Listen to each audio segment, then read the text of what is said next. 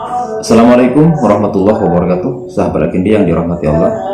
Pada kesempatan kali ini saya akan melanjutkan koreksi terhadap pernyataan dari Islah Bahrawi.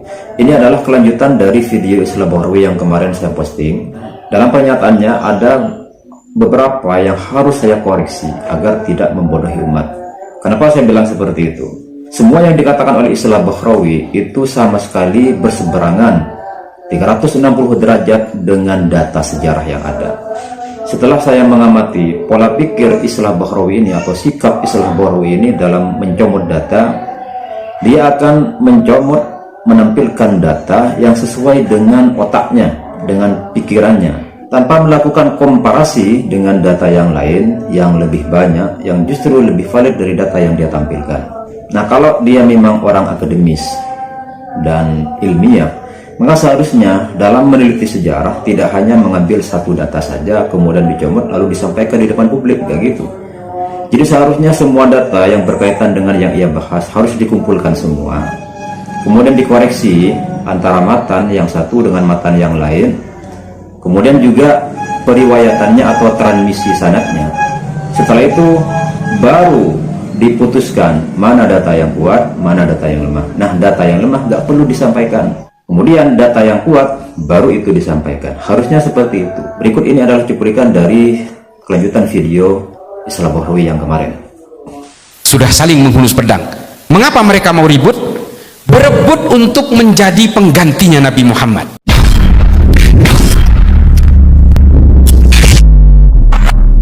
Kemarin sudah saya jelaskan alasan pihak Ansor atau kubu Ansor ingin mengangkat pemimpin sendiri.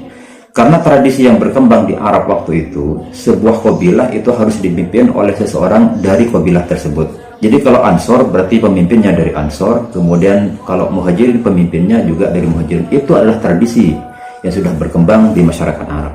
Nah, tradisi ini kemudian berbeda dengan tradisi Islam. Nah, sehingga ketika Abu Bakar mengatakan al-khilafah min Quraisy, maka semua kubu Ansor yang ada di situ ya menerima dan tunduk terhadap hadis ini, sehingga mereka membaiat Abu Bakar As-Siddiq.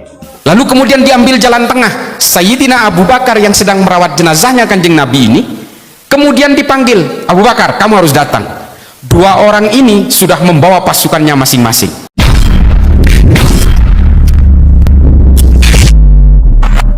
Ini mengindikasikan bahwa kedatangan Abu Bakar dan Umar ke Sakifah Bani Sa'idah itu tidak bersamaan. Artinya Umar datang dulu ke Sakifah Bani Sa'idah, kemudian karena terjadi cekcok maka dipanggillah Sayyidina Abu Bakar. Padahal dalam beberapa literatur yang sahih yang banyak diriwayatkan oleh ulama, kedatangan Umar dan Abu Bakar itu bersamaan. Jadi Abu Bakar, Sayyidina Umar, Abu Ubaidah bin Al-Jarrah dan sahabat yang lain itu datang bersamaan ke Sakifah Bani Sa'idah ketika ada laporan bahwa kubu Ansor telah melantik Sa'ad bin Ubadah. Nah, dalam kitab Umdatul Qari, syarah dari Sahih Bukhari yang dikarang oleh Badruddin Al-Aini, ini jelas menyebutkan bahwa kedatangan tiga sahabat itu bersamaan. Wajtamatil Ansor ila Sa'd bin Ubadah fi Sakifah Bani Sa'idah faqalu minna amiru minkum amir. Fadhahaba ilaihim Abu Bakrin As-Siddiq wa Umar bin Al-Khattab wa Abu Ubaidah ibn Al-Jarrah. Fadhahaba Umar yatakallam fa askatahu Abu Bakrin. Jadi ketika wafatnya Rasulullah, maka kubu Ansor berkumpul di Sakifah Bani Sa'idah yang dipimpin oleh Sa'ad bin Ubadah. Kemudian mereka bilang, minna amir wa minkum amir. Mendengar informasi itu, maka kemudian fadhahaba ilaihim Abu Bakrin As-Siddiq wa Umar ibn Khattab wa Abu Ubaidah bin Al-Jarrah. Maka langsung bergegas tiga sahabat, Abu Bakar, Umar, dan Abu Ubaidah Al-Jarrah. Nah, ini jelas bahwa kedatangan tiga sahabat ini bersamaan. Sa'ad bin Ubadah menolak itu dan menolak untuk mengakui kepemimpinan Sayyidina Abu Bakar. Lalu nanti Sa'ad bin Ubadah mengasingkan diri ke Damaskus. Di Damaskus ketika sedang buang air kecil, dia dipanah oleh dua panah beracun. Satu menancap di kepalanya, satu menancap di dadanya. Tidak dijelaskan siapa yang membunuh, tapi dalam kitabnya Murujus Sahab yang ditulis oleh Al-Mas'udi dikatakan kelompoknya Sayyidina Umar yang membunuh Sa'ad bin Ubadah. Pertama, Islah Bahrawi itu sudah salah menyebutkan nama kitabnya. Jadi nama kitabnya adalah Murujud Dhahab, sedangkan dia mengatakan Murujus Sahab. Kemudian yang kedua, dalam kitab Murujud Dhahab tidak ada keterangan tentang kematian Sa'ad bin Ubadah. Artinya latar belakang kematiannya tidak disebutkan dalam kitab tersebut. Hanya Al-Mas'udi meriwayatkan bahwa Sa'ad bin Ubadah itu wafat.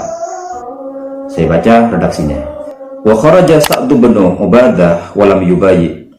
Fasara ila Syam fa qutila hunaka fi sanati 15. Walaysa kitabuna hadha mawdi'an li khabari maqtalihi wa lam yubayyi'hu ahadun min Bani Hashim hatta matat Fatimah radhiyallahu anha.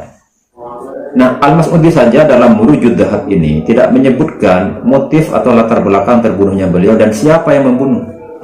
Sahabat gede yang dirahmati Allah, memang ada riwayat yang mengatakan bahwa setelah Sa'ad bin Ubadah itu ada di Damaskus atau di Syam, kemudian Sayyidina Umar mengutus seseorang untuk ke Syam menjemput Sa'ad bin Ubadah dan memaksa dia untuk berbaiat kembali ke Madinah.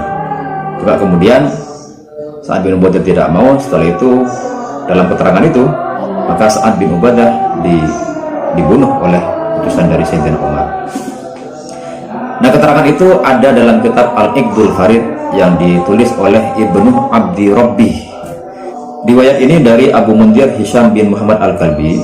Jadi setelah saya baca ibaratnya, matannya, saya koreksi nanti rawinya, dan saya padukan atau saya komparasikan dengan data-data yang dari kitab-kitab para ulama ahlu sunnah yang jelas tidak sama dengan data yang ditampilkan di Al-Iqdul Farid ini.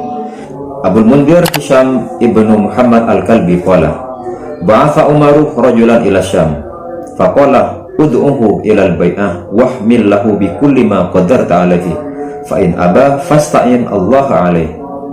Faqadima ar-rajul asy-Syama falaqiyahu bi Hawran fi haithin fada'ahu ilal bai'ah faqala la ubayyi Quraisyan abada. Qala fa inni uqatiluka. Qala wa in qataltani.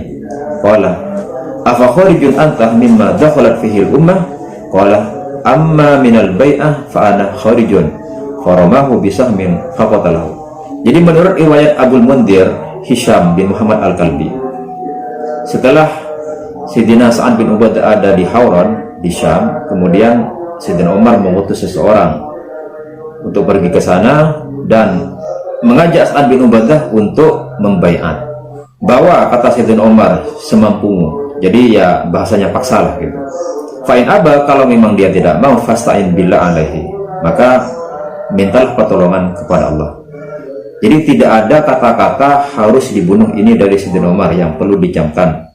Takutnya nanti oleh Islam Barawi ditahrif atau didistorsi lagi. Setelah itu Sa'ad bin Ubadah menolak dan utusan tersebut mengatakan inni uqatiluka, saya akan membunuhmu. Utusan itu berkata lagi, afa kharijun anta mimma dakhalat alaihi ummah, apakah kamu keluar dari perkara yang disepakati oleh umat ini? Maka kemudian Sa'ad bin Ubadah mengatakan amma minal bai'ah fa ana kharij. Ya, kalau urusan dengan bai'at maka saya tidak ikut campur, saya keluar. Maka setelah itu faramahu bisahmin faqatalahu. Dalam segi periwayatan, penulis kitab ini Ibnu Abdi Rabbi mengutip riwayat ini dari jalur Abul Mundir Hisham bin Muhammad Al-Kalbi. Nah, siapa Abul Mundir Hisham bin Muhammad Al-Kalbi ini? Maka saya lacak di kitab Syiar A'lamin Nubala karya Imam Adz-Dzahabi.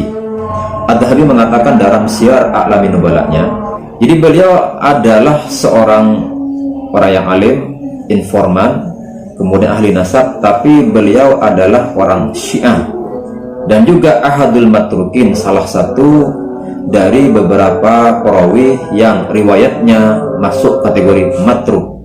Nah, riwayat matruk ini masuk kategori riwayat yang dhaif. Kenapa riwayat matruk atau hadisul matruk ini masuk kategori dhaif? Alasannya ini, wal hadisul ladzi fi isnadihi rawin muttaham bil kadzib. Jadi hadis matruk adalah atau riwayat matruk adalah sebuah hadis atau riwayat yang di jalur transmisinya atau jalur sanadnya ada perawi yang diduga kuat sebagai pendusta. Nah, dengan melihat vonis dari Adz-Dzahabi dalam Syiar A'lamin Nubalanya, maka dari segi periwayatan yang dinukil oleh Ibnu Abdi Rabbi terkait dengan terbunuhnya Sa'ad bin Ubadah yang katanya utusan dari Sayyidina Umar, itu adalah riwayat yang dhaif. Karena perawinya Abul Mundir Hisham bin Muhammad Al-Kalbi termasuk matrukul hadis. Nah, kemudian dalam segi matannya bertolak belakang dengan apa yang disampaikan oleh para ulama. Para ulama Ahlus Sunnah menegaskan di beberapa kitab beliau bahwa Sa'ad bin Ubadah itu mati terbunuh, tidak dibunuh oleh manusia, tapi dibunuh oleh jin. Dan ini ya jelas ya, orang Syiah tidak akan menerima, dianggap khurafat dan semacamnya. Tapi riwayat ini lebih banyak tertulis dan masif daripada riwayat yang tadi yang ada di Iqtul Farid. Sahabat Agindi yang dirahmati Allah, demikianlah koreksi saya terhadap istilah Bakhrawi. Dari beberapa penjelasan tadi saya simpulkan, pertama, kedatangan Abu Bakar, Umar, dan Abu Ubaidah bin Al-Jarrah serta sahabat yang lain ke Saqifah Bani Sa'idah itu bersamaan, tidak seperti apa yang disampaikan oleh istilah Bahrawi. Kemudian yang kedua, bahwa Sa'ad bin Ubadah dibunuh oleh utusan dari Sayyidina Umar, sebagaimana katanya yang tertuang dalam kitab Murujud Dhahab, itu sama sekali tidak ada data yang merujuk ke sana. Sekalipun ada data yang sesuai dengan apa yang dikatakan istilah tadi, namun dalam segi matan bertentangan dengan riwayat yang valid yang sudah bisa dikatakan nyampe pada level mutawatir. Dan kedua, dari segi periwayatan ada jalur dari rawi yang dinilai matrukul hadis oleh Imam Adz-Dzahabi, yaitu Abul Mundir Hisham bin Muhammad Al-Kalbi, yang secara akidah dia berakidah Syiah. Itu mungkin yang bisa saya sampaikan. Semoga bermanfaat. Wassalamualaikum warahmatullahi wabarakatuh.